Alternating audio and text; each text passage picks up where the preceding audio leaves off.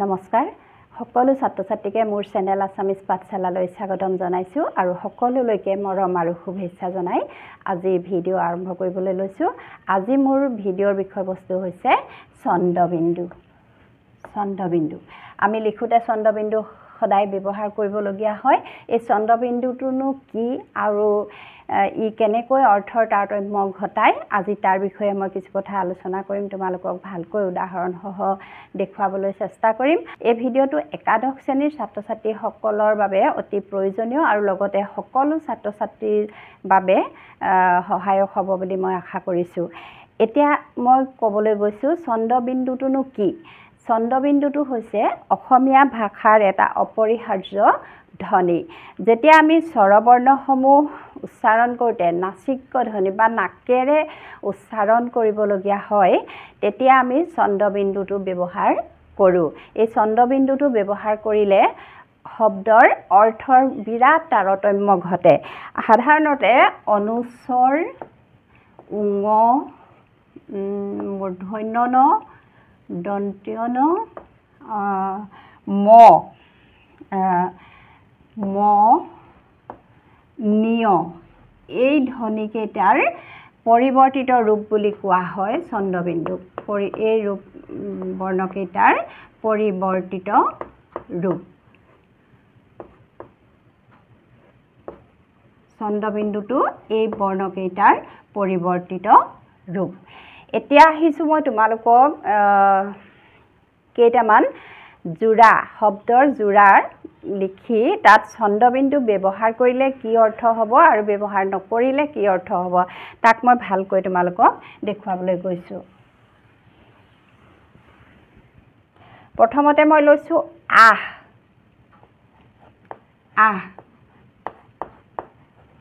আৰু ইয়াত এতিয়া আমি ছন্দবিন্দুটো দি দিলে কি হ'ব আহ মোৰ উচ্চাৰণত তোমালোকে নিশ্চয় পাৰ্থক্যটো বুজি পাইছা আহ আৰু আহটো হ'ল এইফালে এইফালে আমি যে কওঁ এইফালে আহ বা ওচৰ চাপ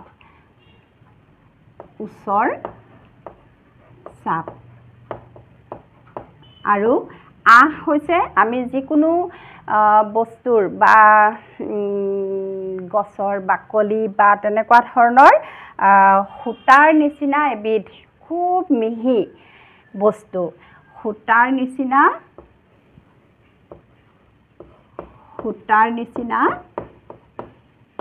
এবিধ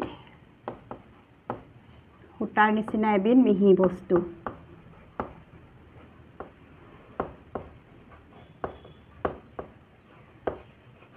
অৰ্থটো বুজি পাইছা তাৰতম্যটো আহ আৰু তাৰ পিছত মই আৰু এযোৰ দিছো আচল আৰু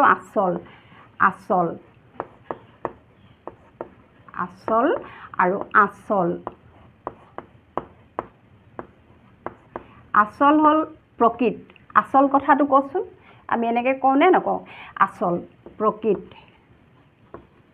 মানে সত্যটো আৰু আচল হ'ল আমাৰ চাদৰৰ আচলটো কেনেকুৱা এনেকৈ যে কওঁ চাদৰৰ আচল বা কাপোৰৰ আগ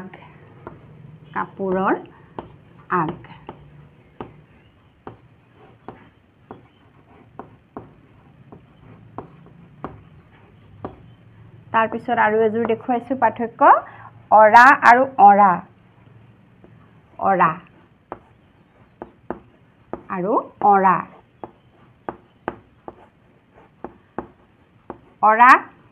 আৰু অৰা দুইটাৰ পাৰ্থক্য বেলেগ অৰাটো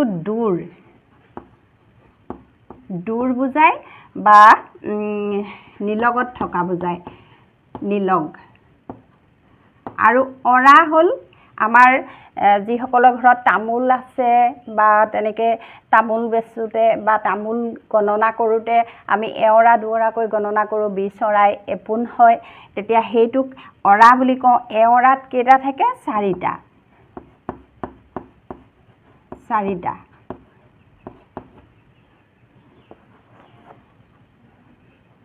কাহ আৰু কাহ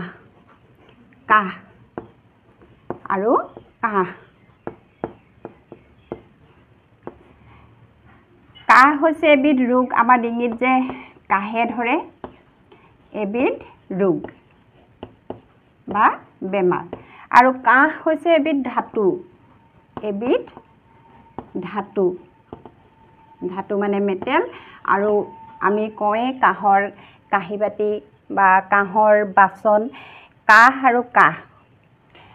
তাৰ পিছত দেখাইছো বাহ আৰু বাহ বাহ হল আমি চৰাই বাহ বুলি যে কওঁ চৰায়ে সাজি লোৱা নিৰাপদ ঠাই চৰায়ে সাজি লোৱা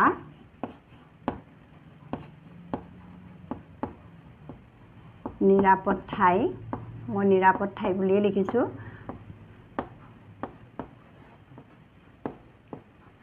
আৰু বাহ হল আমি বাহ গছ সকলোৱে দেখিছো বাহ গছ এবিধ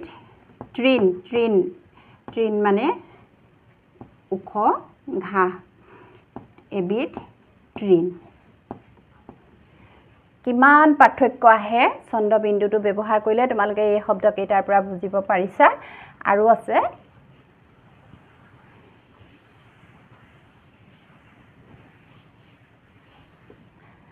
তাৰ পিছত মই গৈছো গড় আৰু গড়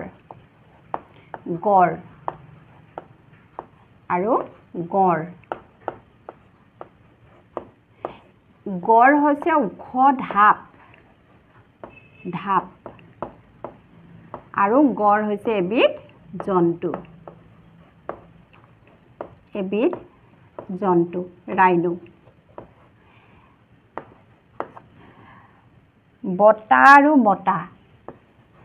বতা আৰু বতা ইয়াত চন্দ্ৰবিন্দু দি দিলে এটো কি হ'ব আৰু নিদিলে কি হ'ব বতা আমি তামোল থোৱা পাত্ৰটো আমি তামোল মানুহক দিওঁতে বা তামোল খাওঁতে আমি যেটো পাত্ৰ ব্যৱহাৰ কৰো হেতু হল বতা আৰু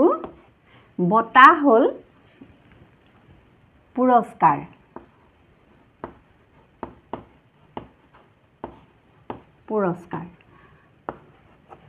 তাৰ পিছত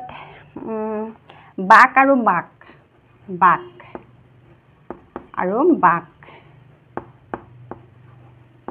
বাক মানে কথা আমি যে কওঁ বাক স্বাধীনতা কথা কোৱাৰ যেটো স্বাধীনতা কথা বা বচন আৰু বাক হৈছে এবিধ মাছ খোৱা বাকে পাব বুলি যে আমাৰ এটা কথা কয় যে মানুহে এবিধ ভূত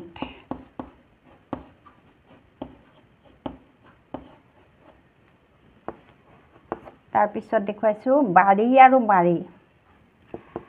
বাৰী আমাৰ বাৰীখন বুলি যে কওঁ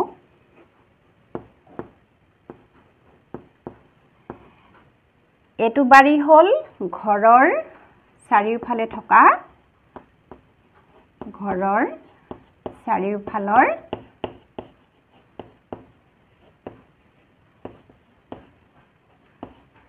মাটি আৰু এটো বাৰী হল বিধৱা মানুহক বাৰী মানুহ বুলিও কয়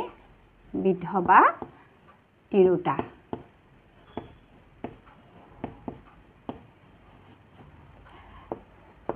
তাৰ পিছত দেখুৱাইছো বাহি আৰু বাহি আগদিনাৰ বস্তু বুলি যে কম বাহি বস্তু খাব নালাগে বাহি এতিয়া চোৱা বাহি মানে আগদিনাৰ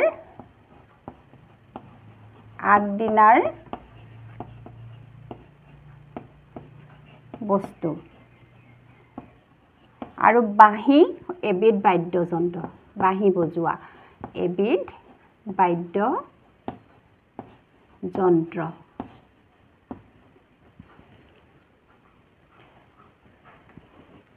এইখিনি জানিবলগীয়া কথা আমি বানান প্ৰায়ে ভুল কৰোঁ মই সেইকাৰণে এই ভিডিঅ'টো তোমালোকলৈ আগবঢ়াইছোঁ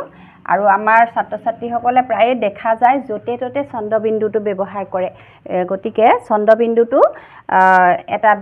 বিশেষ তাৎপৰ্যপূৰ্ণ এটা ধ্বনি গতিকে য'তে ত'তে ব্যৱহাৰ কৰিব নালাগে য'ত মানে ব্যৱহাৰ কৰাৰ প্ৰয়োজন তাতহে ব্যৱহাৰ কৰিব লাগে তাৰপিছত আহিছোঁ মই তাৰ তাৰ আৰু তাৰ তাৰ তাৰ মানে সেইজনৰ বস্তুটো কাৰ তাৰ আমি যে কওঁ সেইজনৰ হিজ সেইজনৰ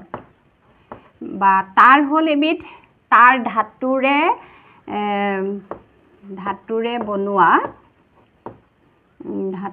বনোৱা আমি যিকোনো বস্তু বান্ধিবলৈ ঘৰ দুৱাৰ সাজোতে যি তাঁৰ ব্যৱহাৰ কৰোঁ সেইটো ধাতুৰে বনোৱা সূতাৰ দৰে এবিধ বস্তু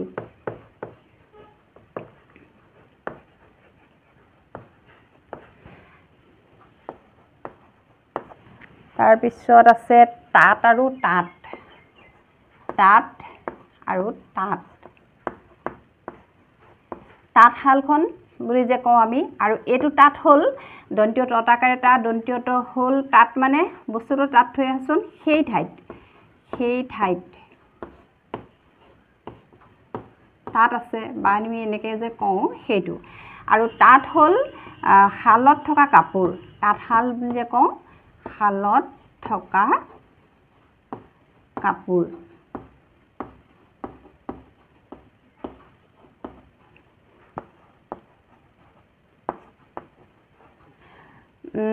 তাৰপিছত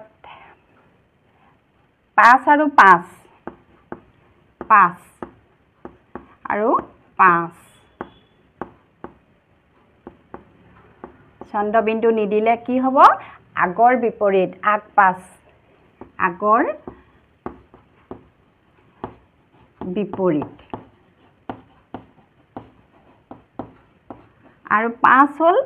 5 পঞ্চ 1 2 3 4 5 এইটো 5 বুজায় তাৰপিছত আহিছোঁ সাজ আৰু সাজ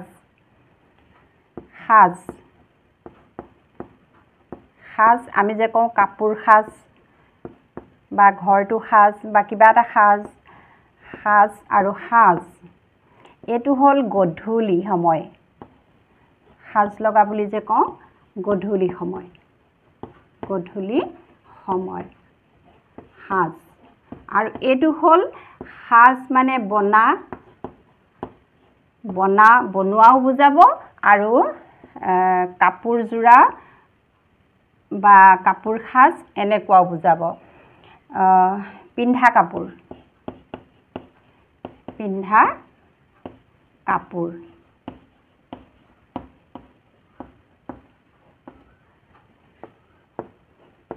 তাৰপিছত আহিছোঁ কথা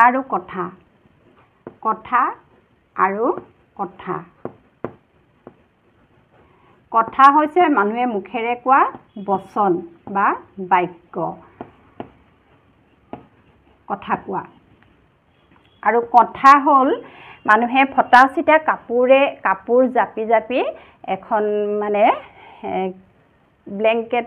আজিকালি ব্লেংকেট ব্যৱহাৰ কৰে আগৰ দিনত মানুহে ফটা কাপোৰবোৰ ব্যৱহাৰ কৰি পেলাই নিদি ডাঠকৈ চিলাই লৈ ঠাণ্ডাত ল'বলৈ সেইখনক নিহালি বুলি কয় নিহালি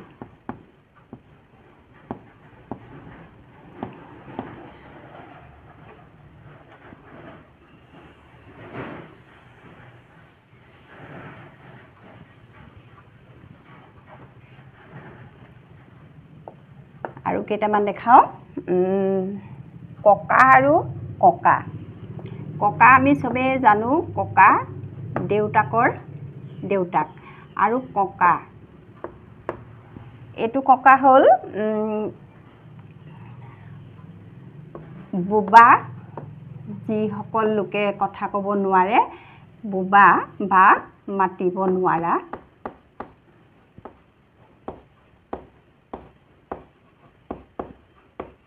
মাতিব নোৱাৰা আৰু ইয়াক এইটো ককা আমি সকলোৱে জানো দেউতাৰ দেউতাকৰ দেউতাক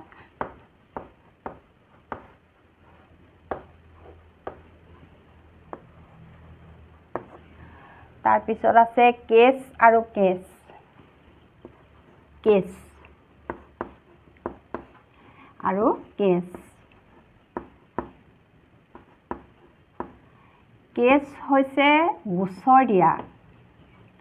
কেছ দিয়া বুলি যে কয় হেতু গোচৰ দিয়া আদালতত কেছ দিয়া বুলি যে কয় কেছ আৰু কেছ হৈছে কাপোৰৰ আচলত বসা কেছ বসা বুলি যে কয় হেতু কাপোৰৰ আচলত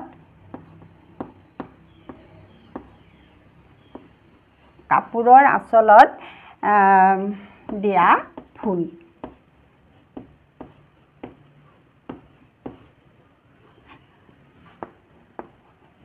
তাৰ পিছত ঘোঁৰা ঘোঁৰা ঘোঁৰা আৰু ঘোঁৰা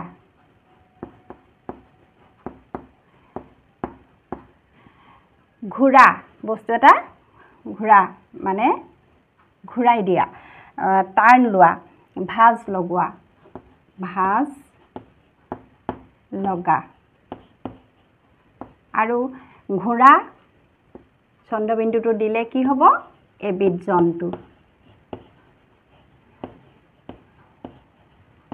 এবিধ জন্তু তাৰ পিছত আছে জাপ জাপ আৰু জাপ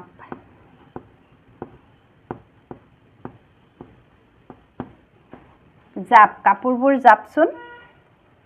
আমি যে কম বস্তুবোৰ জাপি থচোন হেতু হল জাপ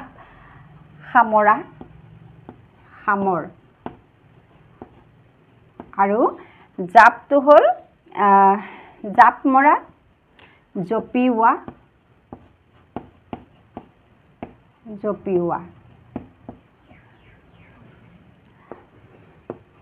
আৰু এটা দেখাইছো আহত আহত আৰু আহত আহত আহত হল আমাৰ তোমালোকে প্ৰায় শুনা আহত হৈছে বা নিহত হৈছে নিহত মানে মৃত্যু আহত